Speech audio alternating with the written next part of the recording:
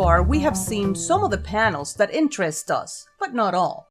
There are some panels in Premiere Pro that are hidden by default. In other words, panels that we don't see when we first open the project. Most of those panels can be found under Window and whatever that panel name happens to be. For example, I could open the audio clip mixer. I can click on Window again. I could open the media browser. We already saw that on an earlier chapter. I can click on Window again and I could show timecode. I will X that out. So the panels that are showing and where they are is known as a workspace. But what does it mean where they are? Well, you may have noticed that if you hover on top of two panels, you can make one larger while the other one is smaller. It's the same in here. Well, I can also make these panels float. In other words, I could take the media browser panel and I could drag it out.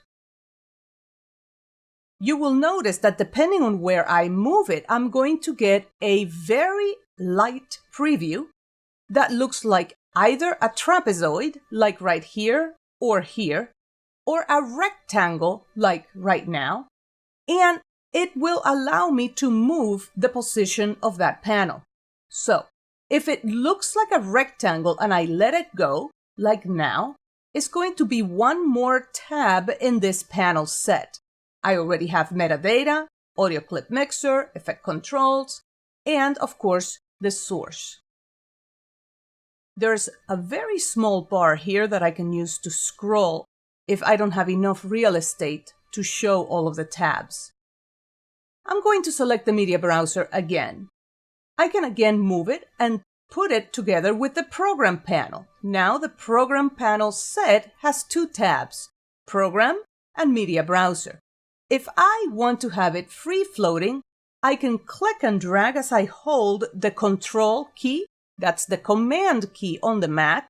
And once I release, you will see that this is a floating panel and I can resize it however I need to. I could also exit out. I could have a ton of panels floating. This doesn't make any sense, but it's illustrating a point. And maybe I really like how those panels look right there, covering everything for me. If I would like to save this, all I have to do is go to Window, Workspace, New Workspace. I moved the panels to where I wanted or needed them, and now I went to Window, Workspace, New Workspace.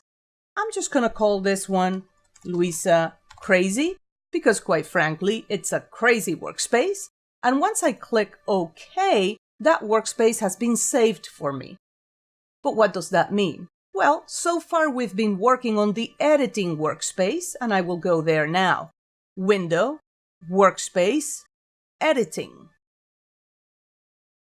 And as you can see, it actually saved where I put all those crazy panels. Well, if I don't want to see those, Window, Workspace, Reset Current Workspace, and this is going to ask me now if I am sure. Yes, I'm sure. And now it goes back to the original, to the saved state of the panels, which is the editing workspace. Just like the editing workspace, Premiere Pro includes several pre-built workspaces. Let's check them out. Window, Workspace, Assembly. This puts the project panel very large on the left, it puts the timeline on the bottom right, and it puts the source panel on the top right. This is a little bit different than what we had before. Going on, Window, Workspace, Audio. This encourages audio editing.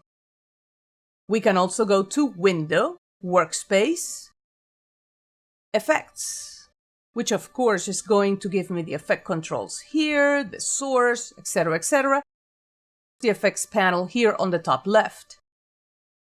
Window, Workspace.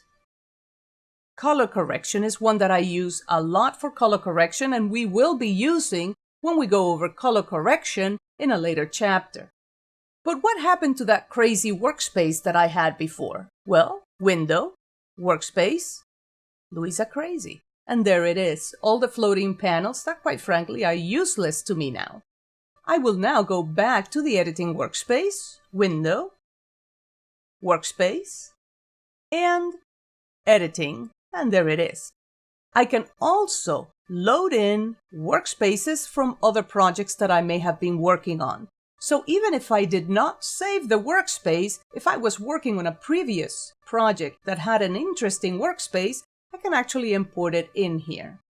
Using different workspaces is a time-saving option that, in my opinion, everyone should be using. Depending on where I am in my editing process, I am going to use one workspace or another.